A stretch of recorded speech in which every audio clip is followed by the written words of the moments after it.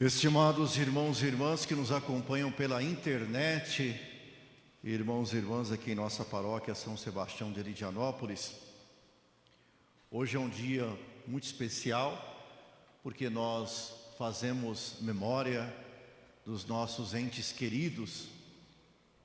Provavelmente todos nós já fomos até o cemitério e fizemos as nossas orações no túmulo daquelas pessoas tão queridas que viveram no meio de nós. Essa é a nossa missão, rezar pelas almas dessas pessoas. E eu também estive visitando, fui hoje de manhã no Portubá, da paróquia. Nós fomos em procissão até o cemitério do Portubá e depois da missa lá de manhã. E lá eu benzi todos os túmulos.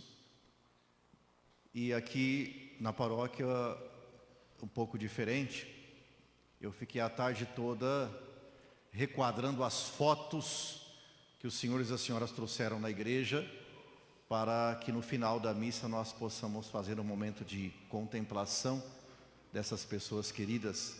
São 272 fotos, na verdade são quase 300, 272 porque tem o casal, né? Que marido e esposa que faleceram, então se coloca só numa foto, se junta o marido e a esposa, mas se for fazer separado, dá quase 300 fotos. Os jovens ficaram durante 3 dias com a secretária, no período da tarde, alguns jovens do grupo de jovens de Geração Santidade, organizando essas fotos que os senhores e as senhoras trouxeram. E eu, hoje, a parte da manhã, ontem à noite e hoje à tarde, praticamente quase toda, só uma parte da tarde que eu vim aqui organizar as coisas na igreja, para requadrar. Algumas fotos ficaram belíssimas, outras bastante com dificuldade de nitidez. Algumas elas são muito antigas, então, e a maneira que foi tirada a foto, talvez de muito longe, não dá para entender muito bem. Mas o importante é que vai ter o nome da pessoa também. Além de requadrar a foto com esse carinho que a gente tem pelas pessoas queridas, eu também deixei escrito o nome e o sobrenome, como os senhores e as senhoras trouxeram. Então, no final da missa, nós iremos passar aqui no telão, fazer esse momento. Eu não fui aqui no cemitério, mas fiquei em casa olhando foto por foto, requadrando o tamanho que fica mais ideal para mostrar de forma bastante grande e nítida ali para todos nós. Então, é um momento assim muito forte para todos nós, sabe? E hoje na leitura aqui, olha, o segundo livro de Macabeus 12, 43 a 46, aos que morrem piedosamente está reservada uma bela recompensa. Então, é preciso que a morte seja de forma piedosa, a morte, para que nós possamos ter a recompensa da vida eterna. Se a morte não for de forma piedosa, aí a gente fica sem a vida eterna. Isso está claro para nós lá. A bela recompensa é a vida eterna. Depois diz: santo e piedoso pensamento, esse de orar pelos mortos. Então nós temos que rezar pelas pessoas que faleceram, todas elas. E nós sabemos que existem 3 dimensões aqui para nós refletirmos: o céu, o inferno e o purgatório. A pessoa, por exemplo, que ela morreu, está no céu junto de Deus, recebeu já a vida eterna. Essa pessoa, né, Isabela? Essa pessoa, será que a gente tem que rezar pela alma dela, né? Não tem como a gente rezar para ela. Por quê? Porque ela já alcançou o céu, a vida eterna. É nós que precisamos da intercessão dela lá, não ela que precisa de nós. Entende? Por quê? Porque nós estamos vivendo num mundo de pecado, e nós ofendemos a Deus. Ela já ganhou o céu, a vida eterna. Nós somos os pobres, miseráveis pecadores. Se a pessoa já está junto de Deus, a alma dela já está junto de Deus, ela já alcançou o troféu, que é a vida eterna. E nós ainda não, nós estamos a caminho. Então, quando a gente reza pela alma da pessoa, se ela está na vida eterna, ela vai ouvir as nossas orações, interceder a Deus por nós. Não nós vamos rezar para ela, para coitada daquela alma, que bom, coitado de nós que estamos aqui. Se ela já alcançou a vida eterna, não é coitada mais, ela já ganhou o céu. Nós que somos os coitadinhos, não é? Por exemplo, Sebastião está lá junto de Deus no céu. Passou por tanto sofrimento nesse mundo, perseguição, foi flechado. Nós que precisamos da intercessão dele, não ele que precisa de nós. Então nós vamos dizer: Sebastião, você está aí pertinho de Deus, alcançou a vida eterna, me ajuda aqui na terra. Fala para Deus aí o que eu estou precisando aqui. Então Sebastião vai alcançar de Deus aquilo que nós precisamos. Como pessoa faz, a gente faz novena, Santa Rita de Cássia, Santa Teresinha, tantos santos, não é? Rita, você que está aí junto de Deus aí, que viveu uma vida, passou por muitas tribulações aqui, alcançou o céu, eu sei que você já é santa, canonizada. Fala para Deus o que eu estou precisando. E Rita vai conseguir aquilo para nós, Rita de Cássia, não é assim? O Beato Carlo Acutis, mesma coisa. Ô menino, você que morreu com 15 anos de idade, tão novinho, mas tem um exemplo de santidade, está aí junto de Deus, me ajuda aqui naquilo que eu preciso. Teve gente aqui na paróquia que recebeu graça do Beato Carlo Acutis, tão pouco tempo que é a devoção dele, alcançou graça. Foi testemunhado isso aí no dia 12 de outubro, aqui, dia da Nossa Senhora Aparecida, uma família que alcançou uma graça do Beato Carlo Acutis, pediu para ele: está aí junto de Deus, alcança aqui uma coisa para mim aqui. Então, a alma que está junto de Deus, no céu já, ela não vai ficar lá sem fazer nada. Teresinha do Menino Jesus, sabe o que ela dizia, Santa Teresinha? Santa Teresinha falou assim: se for para mim ir para o céu, para ficar dormindo lá, porque alguns interpretam assim, que é o sono eterno, ficar dormindo, né? Eu não quero ir para o céu não, ficar dormindo, eu quero que me prenda aqui na terra. Santa Teresinha, Isabela falou. Santa Teresinha disse assim: eu quero, quando ela estava aqui, eu quero ficar aqui, me prende numa cadeia e coloca eu numa prisão aqui, mas eu não quero ir para o céu não. Se eu para ficar lá sem fazer nada, não quero não. Mas se for para mim ir para o céu e ter uma ação lá junto de Deus para com as almas aqui na terra, eu quero passar o meu céu fazendo o quê? O bem sobre a terra. Uma chuva do quê? Quem falou Rosa? Tem umas crianças aí que já sabem a história de Santa Teresinha. A Isabela sabe. Tem mais crianças também que sabem, que as crianças da catequese estão tudo espalhado hoje aqui no meio com os pais aí, né? Então, uma chuva de rosas derramarei sobre a terra. É uma chuva do amor de Deus. As rosas significam o quê? O amor de Deus. Ela vai conversar com Deus, quer dizer, ela vai escutar as nossas orações. Teresinha, me ajuda aí. E ela vai derramar uma chuva do amor de Deus na terra. E quantas graças muitas pessoas já alcançaram de Santa Teresinha. É assim, né? Então a alma que está junto de Deus, que alcançou a vida eterna, ela não está dormindo, está num sono profundo. Acorda, criatura, não está dormindo, ela está muito ativa. Então a gente tem que pedir para essas almas, mesmo que a igreja não canonizou ainda. Quando que a igreja reconhece e canoniza?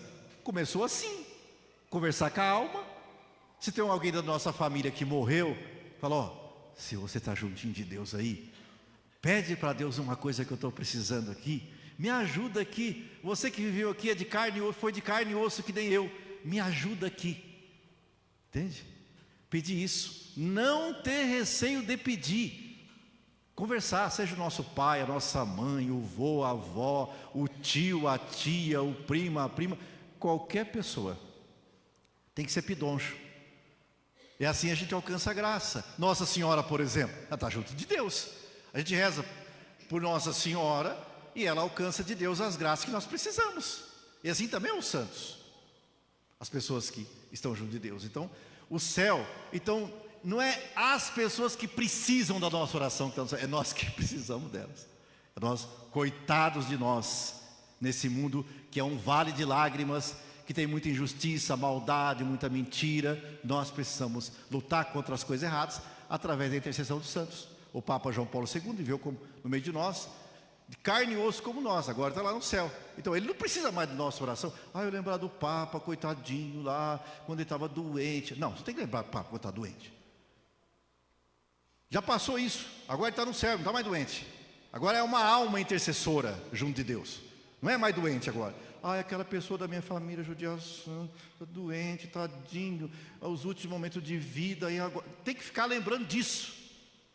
Você lembrar que a alma está junto de Deus, não tem mais doença, acabou tudo, já passou o que tinha que passar nesse mundo. E aí para pedir a intercessão, para a nossa vida aqui, é a força dos santos, a intercessão deles. Então, quem está no céu não precisa da nossa oração, não é verdade? É nós que precisamos da intercessão deles. Depois, se a alma for para o inferno, também não tem como a gente tirar ela de lá. Porque já recebeu a danação eterna, não tem volta mais, não tem como rezar por uma alma que está no inferno. E não tem jeito.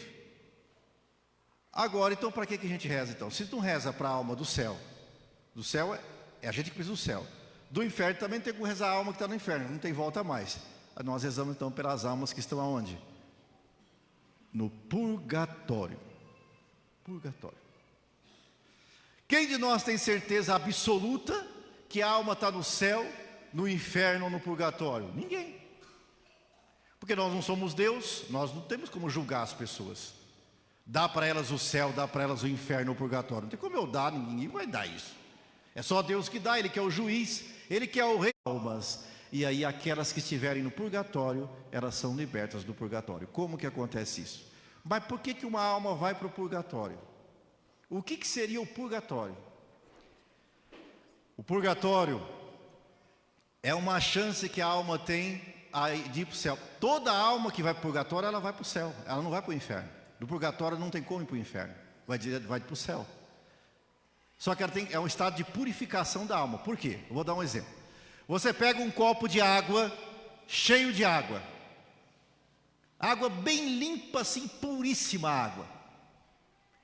E pega um grãozinho de areia ou de terra e joga dentro do copo. Aquela água não está mais limpa. Totalmente limpa não está mais. Mesmo que seja um grãozinho minúsculo de areia ou de terra dentro do copo de água. Embora tenha mais água do que terra, porque é só um grãozinho minúsculo, mas a água não está mais limpa. Assim é Deus. Deus é o puro amor, é a pureza infinita. Nada de sujo pode estar nele. Se a pessoa tem um pecado leve, ela não entra no céu. Um pecado leve. O que é um pecado leve? Eu vou dar um exemplo aqui. De leve e mortal. Leve. Houve uma discussão entre duas pessoas, houve troca de ofensas, a pessoa falou alguma coisa lá da outra e maltratou. Isso é pecado, ofendeu o próximo. Só que dali a pouco já estão conversando, se perdoaram. Isso se chama pecado leve. Pecado leve se chama. O pecado leve, você pode vir na fila da comunhão e comungar. Só que na hora do ato penitencial da missa, por isso que tem um ato penitencial da missa, você vai fazer um exame de consciência e reconhecer que você teve uma ofensa com alguém, embora se desculpou, se perdoou, mas houve aquilo. Então é um pecado leve, para poder comungar, receber o corpo sagrado de Jesus e santo em estado de graça. É assim, isso é o pecado leve. Compreende? E se a pessoa não faz nenhum exame de consciência disso, vai aumentando, vai colecionando o pecado leve, vai colecionando, não é grave mesmo, aí coleciona, né? Fica colecionando o pecado leve, faz uma coleção de pecado leve, não é, e a pessoa nunca trabalha em si a santidade de vida, aquilo que Jesus pede para nós, amar o próximo como a si mesmo, ela nunca trabalha, porque ela acostuma com o pecado leve, então ela não trabalha a paciência dela, ela não trabalha a caridade, ela não se esforça para se parecer com Jesus, entende? Então ela vai acumulando pecado leve. E como que ela vai entrar no céu com essas sujeirinhas do pecado leve? Não entra. Então tem que fazer o quê? Sempre esse exame de consciência durante a missa, fazer para comungar. E quando for confessar, também confessar os pecados leves. quando for confessar. Entende? Para que a gente não tenha nenhuma sujeirinha. Porque se tiver, daí fica no purgatório. É um estado de purificação das almas. O purgatório não é que depois do purgatório vai para o inferno, não é. É que para morar com Deus tem que estar. E as nossas orações, elas libertam as almas que estão no purgatório. Aí nós lembramos da pessoa e rezamos por ela. Jesus, acolha essa alma. Se ela estiver no purgatório, acolha ela aí. Então por isso que a gente reza para todo mundo. E a alma que estiver no purgatório, com as nossas orações, ela alcança a graça da vida eterna. Entende? Então é nesse sentido que é importante a nossa oração pelas almas do purgatório. Tá? Porque nós não temos certeza absoluta, então a gente reza, porque a gente deseja o céu para todo mundo. Né? O São João Bosco, que era o santo da juventude, ele escreveu um livro sobre o céu, o inferno e o purgatório. E nesse livro, ele era um homem de muita oração. São João Bosco foi um padre de muita oração, morreu em fama de santidade. Depois muitas pessoas alcançaram graça pela intercessão dele. E ele diz assim que ele teve uma visão, uma revelação de Deus, porque ele sempre tinha, era uma pessoa, um místico, né? E ele teve a visão de um bispo no purgatório. Um bispo da Igreja Católica no purgatório. Não pode nem nada, nem um cisquinho, né? Deus é o puro amor. Nesse sentido, meus irmãos e minhas irmãs, lembrando então aqui, ó, que livro do Apocalipse de São João, capítulo 20, versículo de 11 a 21 e capítulo 1. Ó João, antes de falar, de refletir, você sabe que João foi o apóstolo que foi para a ilha de Patmos. Ele foi desterrado na ilha de Patmos. O que é isso? Foi confiscado todas as coisas dele, foi jogado numa ilha lá para ele morrer lá. Pedro foi crucificado de ponta cabeça, né? Paulo foi degolado. André crucificado em forma de X. Cada um dos apóstolos teve uma perseguição sangrenta, terrível. E João, ele foi levado para uma ilha e lá para ele morrer lá, porque ele seguia Jesus. E João, lá naquela angústia dele, naquele momento difícil, sozinho naquela ilha, ele escreveu o livro do Apocalipse. O que é o livro do Apocalipse? Ele, como é um homem de oração, sabe que João foi o único discípulo que ficou aos pés da cruz de Jesus, né? É chamado discípulo amado. Ele ficou ao lado da cruz de Jesus, no Calvário. E ele, naquele momento assim difícil dele, de aflição, ele começou a rezar. Nós aprendemos a rezar então com São João Evangelista. Rezar, rezar. E Deus foi mostrando para ele o céu, o inferno, os anjos, os santos, as almas. Já pensou?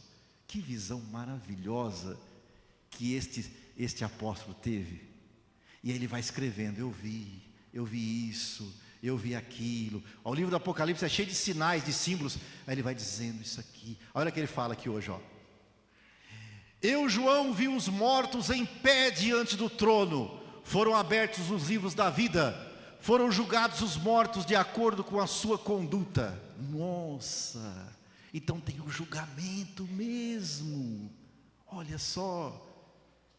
As almas, né? Então eu vi os mortos sendo julgados de acordo com a conduta deles. Olha, que coisa mais linda, né? Foram abertos os livros. O trono, né? Está lá o rei, tem o trono. Para entrar no seu reino eterno, tem que ser julgado lá. O livro da vida, né? Abriu o livro para ver a vida de todos, julgar a vida de todos. Depois, quem não tinha o seu nome escrito no livro da vida foi lançado no lago de fogo. Nossa, já pensou? Aí ele fala do lago de fogo. Quem não, infelizmente, né, não foi escrito no livro da vida, foi lançado no lago de fogo. O que é esse que não foi escrito no livro da vida? Da vida em Deus. A pessoa viveu só no pecado, nas coisas erradas, não se converteu, não se arrependeu, aí foi jogado no lago de fogo. Os pastorinhos de Fátima, eles têm a visão desse lago de fogo. Quando a gente lê lá a história dos pastorinhos de Fátima, que Nossa Senhora mostra para eles, eles vê lá, eles veem as almas mergulhadas num mar de fogo. Eles falam mar de fogo, os pastorinhos, num mar de fogo.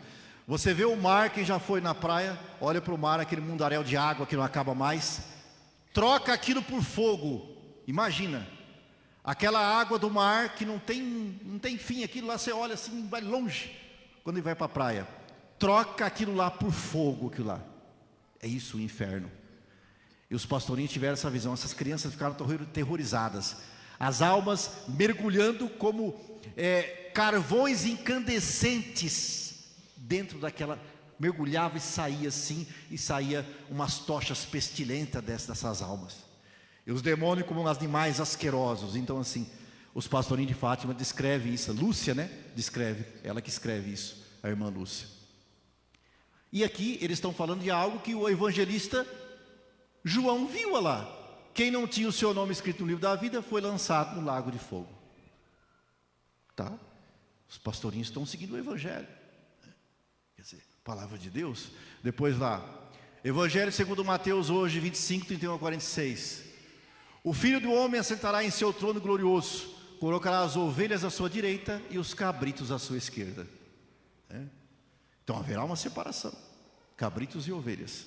E aí ele diz o quê? O rei dirá aos que estiverem à sua direita: vinde benditos de meu Pai, recebei como herança o reino que meu Pai vos preparou. Eu estava com fome, sede, nu, doente, na prisão e era estrangeiro e cuidaste de mim.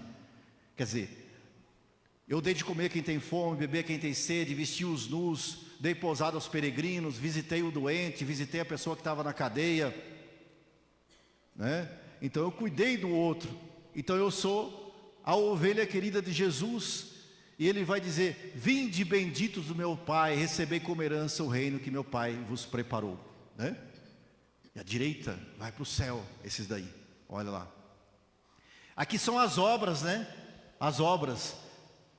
É preciso ter obras, não é só a fé. A fé sem obras é morta, dizia São Tiago. Precisa ter obras. Olha o caso aqui da esquerda.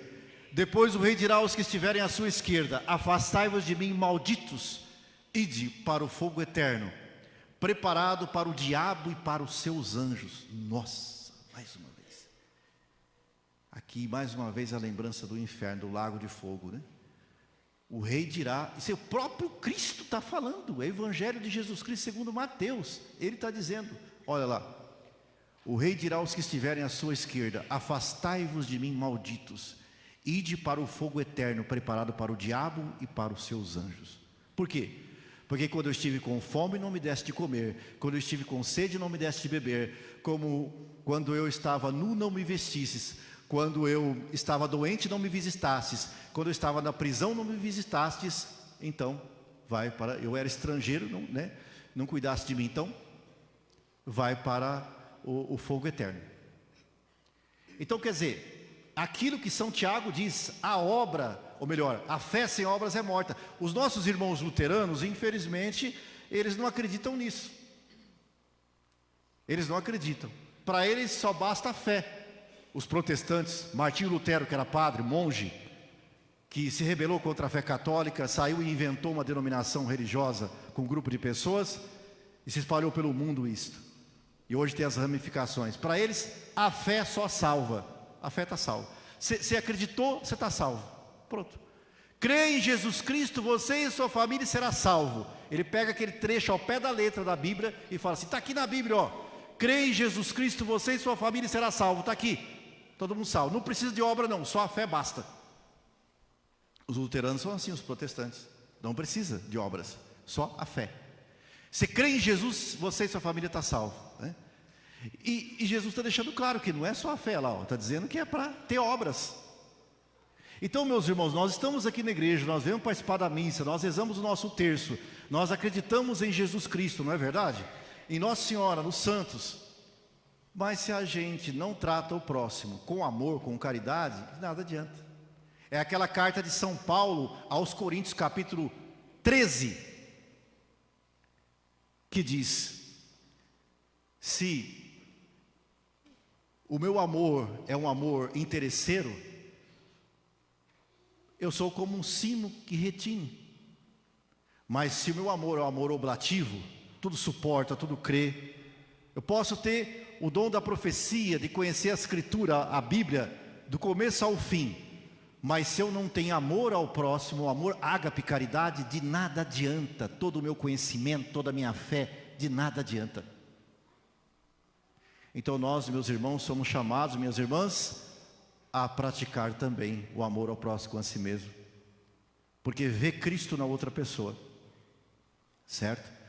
Então, vamos sempre em nossa vida caminhar com as duas coisas, a fé e também as obras, porque é assim que nós vamos alcançar então a vida eterna.